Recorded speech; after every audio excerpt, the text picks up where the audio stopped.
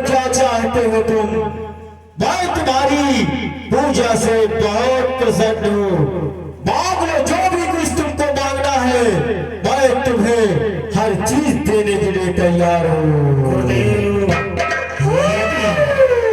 यदि हमें देना ही चाहते हो तो हमें इस पृथ्वी लोक पर अमर होने का वरदान दे। मैं तुमको अमर होने का वरदान तो नहीं दे सकता हूँ।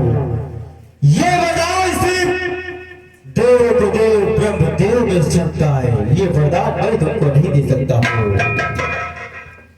मांग लो, दूसरा कोई वरदान मांगो।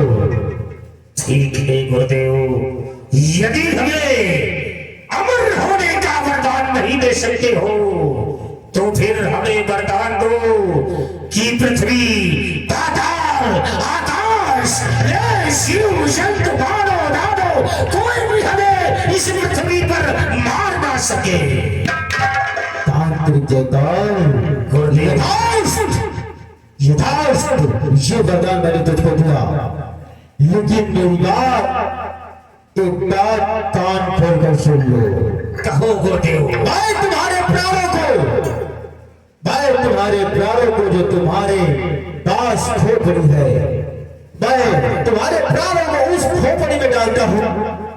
जब कोई व्यक्ति उस खोपड़ी को पृथ्वी पर 3 बार पटकेगा तो समझो तुम्हारी मृत्यु हो जाएगी। नहीं, और तुम्हारा डाल है उसके प्राण में डालता, और उसकी झोली को जो भी व्यक्ति पृथ्वी पर 3 बार पटकेगा तो तुम्हारे गुरु घंटाल की मृत्यु हो जाएगी।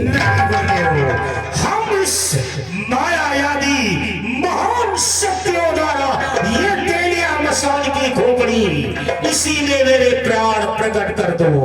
इस खोपड़ी को हम कोई हानि नहीं पहुंचने देंगे गुरुदेव। इस बात को ध्यान रखना। और हाँ, तुम अमर होने की बात थे गुरुदेव, याद रखो, मैं तुमको बहुत राज की बात बताता हूँ। अगर तुमको अमर होना है, पूर्णिमा की रात को हिमगिरी पर्वत पर नाग और नागन का जोड़ा आ गया है, वो भी 1000 वर्षों के लिए।